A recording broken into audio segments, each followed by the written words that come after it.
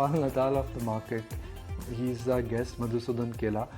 He's got years and years of experience. He's tracked budget. He's very good with his numbers. His ability to connect the dots is quite extraordinary. So the Rafael Nadal of the market joins us now. I'm not so sure if you saw the tennis match last evening, but I'm going to ask him.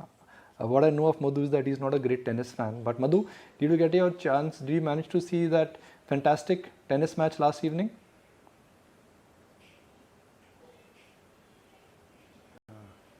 So Nikunj, I may not be a great fan of tennis. First of all, good morning and thank you for having me.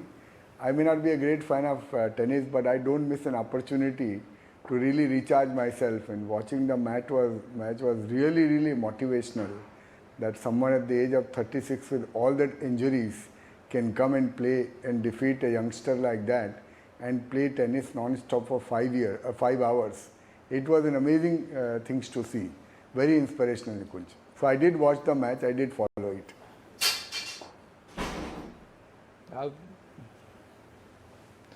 Well, so I'm saying that, the Rafael Nadal of the market is there with us on our screen, which is Madhusudan Kela, 30 years, and your whole passion to identify the next big idea, I think is quite extraordinary.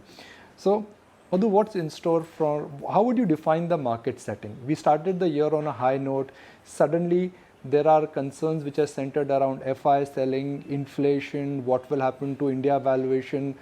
The setup, which was quite conducive when we started the year, is now looking quite weak and is now not looking conducive.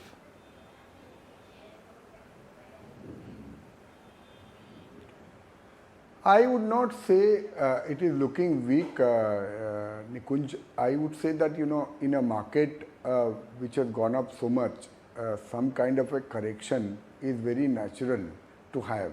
And we have seen so many market cycles.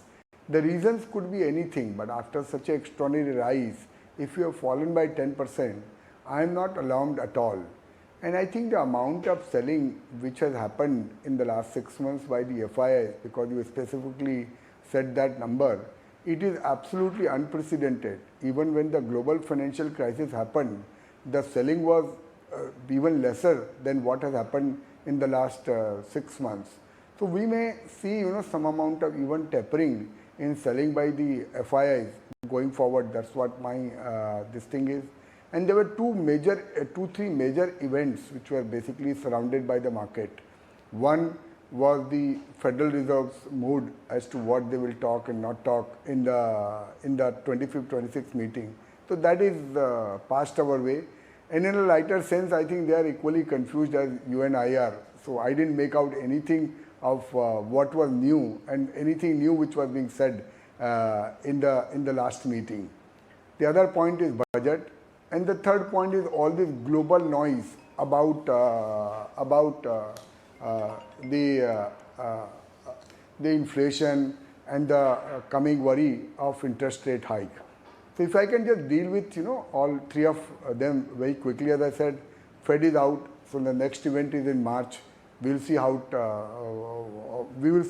how the market plays out by then. On the budget, Nikunj, I am actually extremely positive. I've been tracking budget numbers for last 15 years very closely. I have not seen this kind of a comfortable situation the government is in today. So in spite of it being a COVID year, our overall revenue, is up roughly by 2.5-3 lakh crore rupees. Then you cut out the state share and also assume that disinvestment target will fall short of what they had budgeted clearly, in spite of we taking the LIC disinvestment in March. Still the government is entering this year with 1.5 to 2 lakh crore rupees of positive surplus from the revenue side. I don't remember too many instances like this in the past.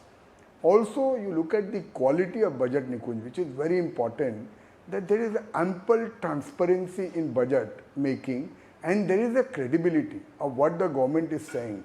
There are no hidden, you issued oil bond, you have FCI, which is outstanding of 1.5-2 lakh crore rupees, you have NHI outstanding of significant amount. All of that has also been cleaned up significantly. You've seen, the fertilizer subsidy has been cleaned up. So I think government is entering this year with a very, very strong, firm footing. They have bitten the bullet of this fiscal deficit. But there is no real pressure to reduce the deficit this year. Last year we had two extraordinary expenditure items. One was subsidy and the other was clearly the COVID related expenses that hopefully should taper off in the coming year. So my tagline for the budget is, all these years I have seen government worry about कि पैसा कहाँ से आएगा. इस बार worry है कि पैसा कहाँ खर्चा होगा. So a lot of people may call it like a populist budget because you have the election and the government is going to spend money. But that is traditionally been very, very good, good for the market. So I have a very good feeling that we are entering the budget in a very positive note. Markets have corrected 10%. So many companies have corrected, significantly. So I can clearly see bottom-up opportunities in this market now.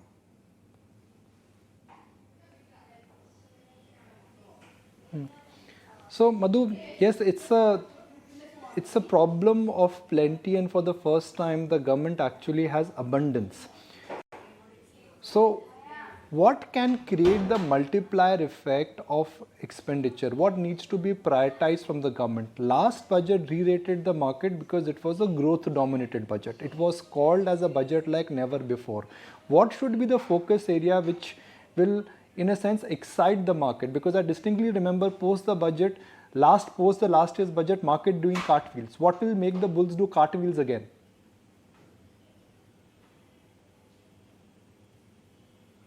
So I would say, Nikunj, just continuation of the good work which was being done last year. If I may say that continuation of the budget speech and last year what will please the market. I think government will end up focusing because they clearly want an economic revival, they want job guarantees, and they want clearly the... see, today government and us in the markets are fully aligned. If you have to sell 50,000 crore rupees of worth of LIC, it is not in their interest at all to spoil the sentiment in any manner. So I think this budget will be full of good announcement which will happen on the capex side mainly. Maybe it will be railway capex, it will be infrastructure capex, it will be encouragement to investment. So overall, I think the mood, as I feel, will be quite positive from the budget speech. I don't expect the government to tinker on any taxation. As I said, they would not like to spoil the sentiment. So not tinkering on any taxation will be a very good outcome. So you don't touch any short-term capital gains, you don't touch any long-term capital gains, you don't touch any wealth tax. Unlikely to happen in this budget. So overall, the announcement which I think for now the budget speech is sealed. So there is no point giving any suggestion to finance minister. Whatever has happened has already happened. So I think what the market will really cheer up is a massive capex announcement done by the government in the field of infrastructure, and that, in my opinion, given the way the numbers are panning out, government has ample scope. So that is what we should watch, that what kind of announcement are there related to capex, in which sectors they are there. And last year, Nikunj, one more important thing, because of COVID and otherwise, government has not been able to do a lot of expenditure on the capex side. So we are also starting with a very low base. So I would say this will be the most important thing to watch in this budget.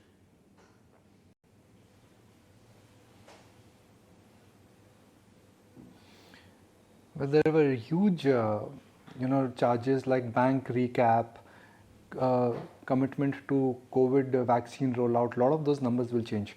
So Madhu, assuming that the focus is going to be on smart expenditure, which end of the market will get re-rated? Will it be PSUs, because government may start spending through PSUs and they will get more business, or could it be private sector industrials and cyclical companies?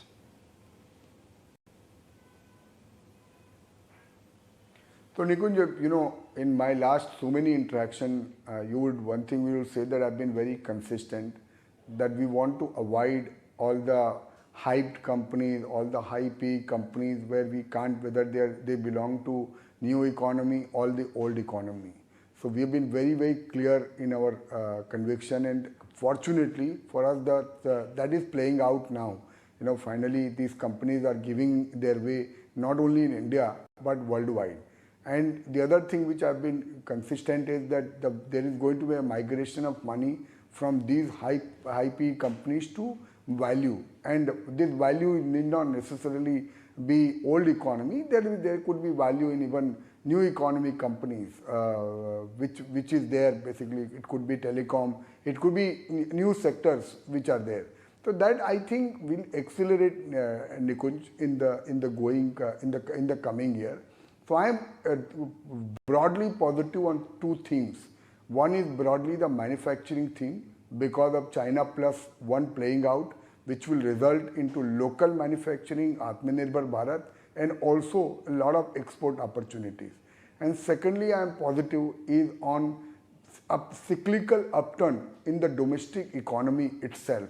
So whether sectors like real estate, infrastructure, local manufacturing, also PSU disinvestment, because last year was absolutely decimal in terms of government being able to divest public sector companies.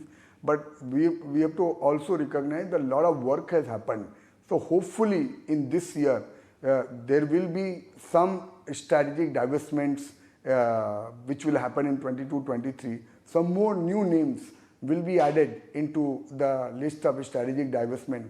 So there will be, in the overall sense, there will be a lot of action on PSUs, on sectors which are linked to economy, and also sectors which are benefiting out of manufacturing, specifically out of exports.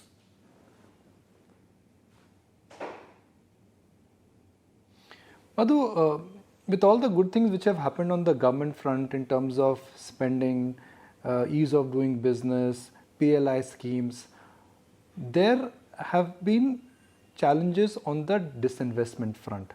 BPCL has not gone through, IDBI Bank has not gone through, and this has not happened at a time when IPO markets have been good, flows have been strong. Would you take the government projected divestment list with a pinch of salt? I'm not doubting the intention here, but there are compulsions which are at play and which in a sense have not made the disinvestment process look very easy.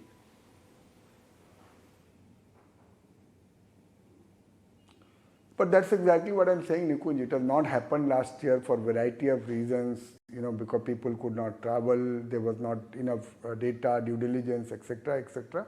But I am quite optimistic, and I feel that the government is fairly determined to get it done. Ultimately, Nikunj, the good and the bad part is that we are living in a democratic system. There are laws and there are courts, and etc., etc. So, and there are vested interests who are not interested that some of these companies should get privatized. But I think the government intent is very clear. Air India, even though small, but a strong validation of that intent. It was a tough one. If you and I would have talked that Air India can get privatized 5 years back, it would have looked impossible. The fact is that it has happened. So I am quite optimistic that in the current year, we will see few companies getting disinvested. Nikunj, just on a worry side, I must mention that the oil price, which is at $90, and not too much capex has gone into oil. So we have to monitor this very, very closely, that this should not go out of hand, because this is very important from India perspective. Already at $90 of oil, we are fairly stretched. And also we have to monitor, what happens to global liquidity and global interest rates. So as of now, I'm not too worried. I don't think markets are discounted whatever is coming, at least in the next 2-3 quarters. But beyond that, if inflation really, really persists and you have a significant interest rate hike beyond what is envisaged by the market, so that will become kind of a dampener for the overall sentiments.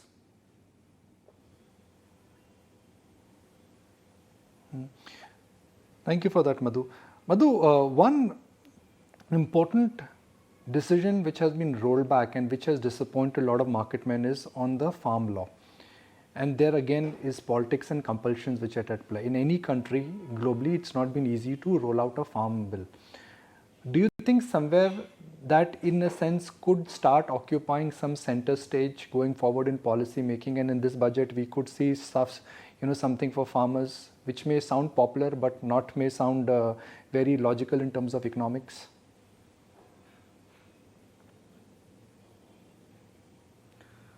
But Nikunj, I am saying all expenditure which is being done for the welfare of the lower spectrum of the society is not necessarily bad. We can all sit here and call it popular, but some section of the society really need that support.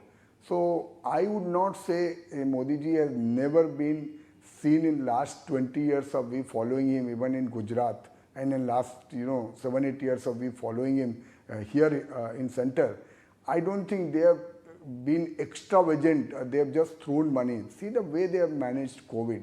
You look at how COVID has got managed in America and even in UK. They have thrown billions of dollars and people have drunk beer and wiped that money out. We have managed that situation very carefully. We have had broadly speaking, we have had a good fiscal discipline even in the COVID era. So I don't expect that they will splurge the money. And if they do some sensible spending on Manrega, if they do some sensible spending on agriculture, to my mind, it is very positive for the economy and the markets in medium to long term. We may have a knee-jerk reaction that it's a very popular budget, but when we go into detail, this expenditure is very much needed.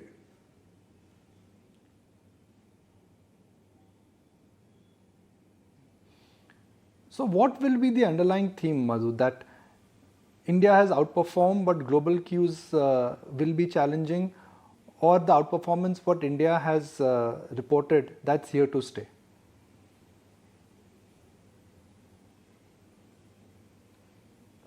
I think the outperformance is here to stay, but we should not fool ourselves.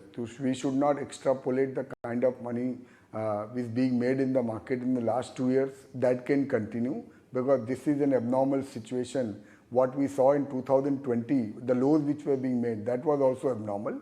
So we must have a moderate expectation where your interest rates are 5% in fixed deposit. If you end up making 12 to 15% return in equity, that should be very satisfying after making such a large gain. So that is where I would put it, Nikunjan. I would be happy with that outcome. And to me personally, there are ample opportunities on the bottom up, and because markets are so volatile and they are driven by electronic exchange where volumes are so high, market creates those opportunities off and on.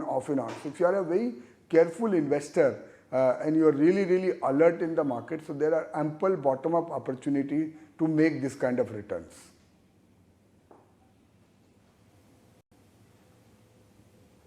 So Madhu, when we spoke last, let's say December, you said this market is, you were very confident about the medium term outlook, but you did mention that I will be a buyer only when there is panic in the market. Given that we've seen a 10-12% correction on the index, 20% plus in mid-cap stocks, 30% plus in some cases, in last 4 or 5 days, were you shopping or are you still conserving cash? No. I've been shopping, Nikunj. To be honest with you, I've been putting all my cash. We have been some rotation which we have seen in my own portfolio, wherein wherever there was significant gain, I have sold some stocks. But I've been shopping, narrowing my focus and ensuring that we are able to put money. Nikunj, I'll just give you one data point which I'm very happy to send you. There are 100 companies in listed space which have corrected more than 40%. I repeat, 100 companies which have corrected more than 40% in the last even 1 year from their 52-week high. So there is, when you go deeper down, these indices don't tell you a true story. The real deeper down story is this, that even in a bull market, we have had such significant corrections. And all these companies which are not have corrected, they are not necessarily bad companies or they have bad fundamentals. But they have corrected because people don't like them, because they are out of fashion, because someone wants to sell. And that's where the opportunity is, and that's what I'm precisely saying, that this is what I was waiting for So now, in this kind of market, you are able to buy what you want to buy at your terms. And that is what people like me love, that you have a real bottom of opportunities and you have the stocks which you want to buy.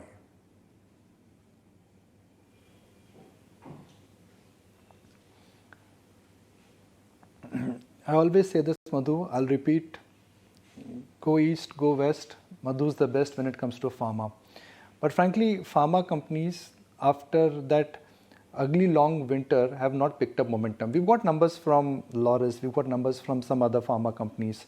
Do you think the winter is about to get over for pharma now?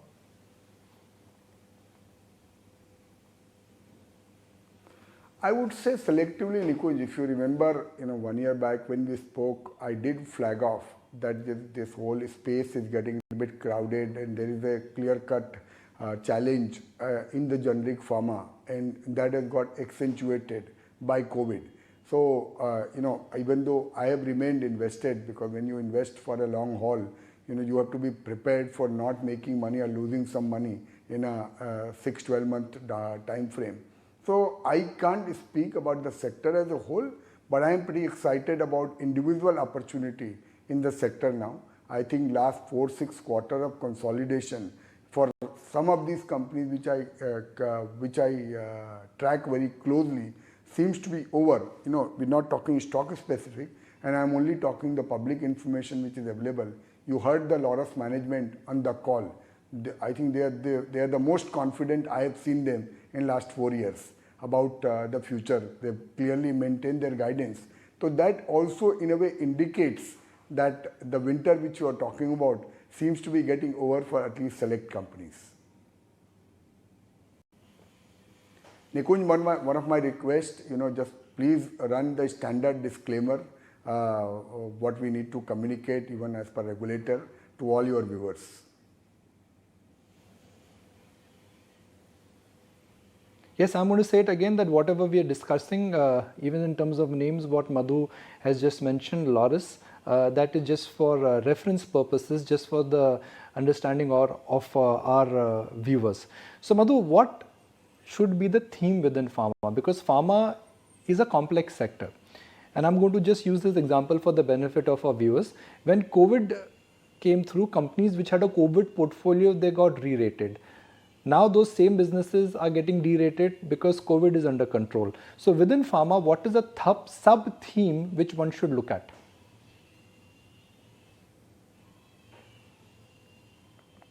So I am yet quite positive on the API companies, Nikunj. And, I see broadly the way I look at the pharma sector, because sometimes, you have 1 or 2 or 3 quarters of bad performance, and that gets reflected in the market. Sometimes you have 1 or 2 unpleasant issues from FDA, and that gets really reflected in the stock prices. So that is where, let's say, you have to look for these opportunities. So in a way, when you get a time correction or a price correction, so the stocks which are really corrected time-wise also, wherein you see the fundamental issues are not structural in nature, but they are very transitory and temporary. So let's say if you are tracking a pharma company which has seen significant spike in raw material prices, and if you are convinced that is not there for a long haul, and as soon as those raw material prices come under control, then this company will do really well, which is the case with some of these companies which have corrected both time-wise and price-wise. So it's a bottom-up story, Nikunj. I can't say that you buy this subsector. But as I said, on a bottom-up basis, some of these companies are now looking interesting. And I think next 2 years, they should make reasonable return for us.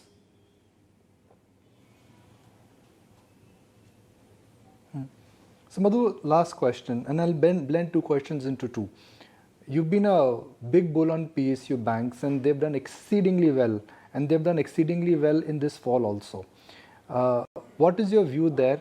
And second, when we spoke in December, you were actually a table thumping bull. You literally thumped the table and you said, go and buy financials.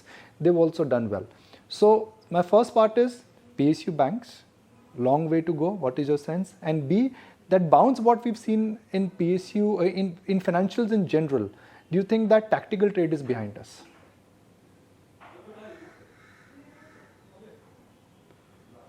So Nikunj, again on PSU Bank, I don't know what will happen in 10 years. But I clearly am clear that I am playing this for the real cyclical uptrend in the economy as well as on the recovery cycle. They have made humongous amount of provision. They are now every quarter struggling what more we can provide rather than struggling what we can avoid.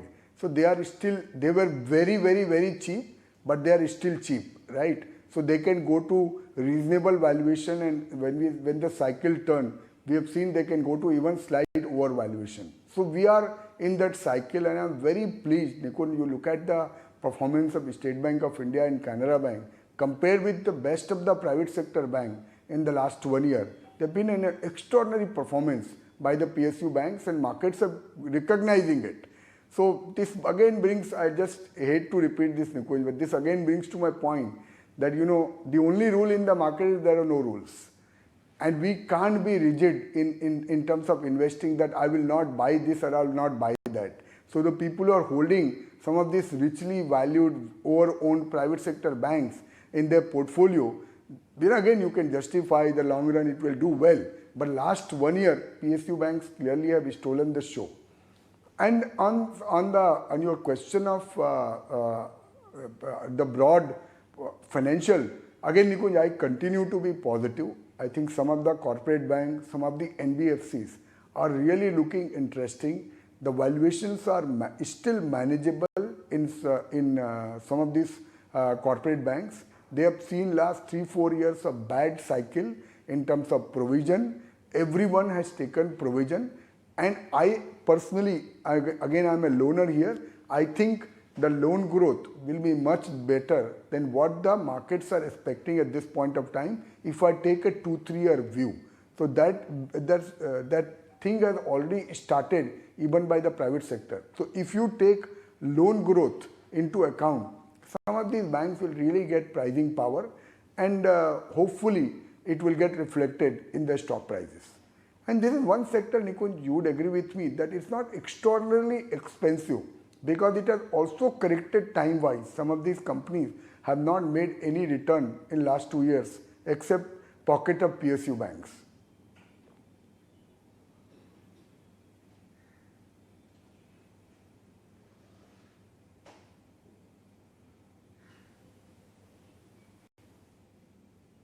Right, Madhu, fantastic to have you on ET Now. Thank you for joining us. We've really covered a range of topics with you as always. Your budget expectations, why you're confident this year's budget would be great, and the two champion sectors where you've really created a lot of wealth for your investors, and you've helped our viewers, banks and pharma. What are your thoughts there? Really appreciate your time.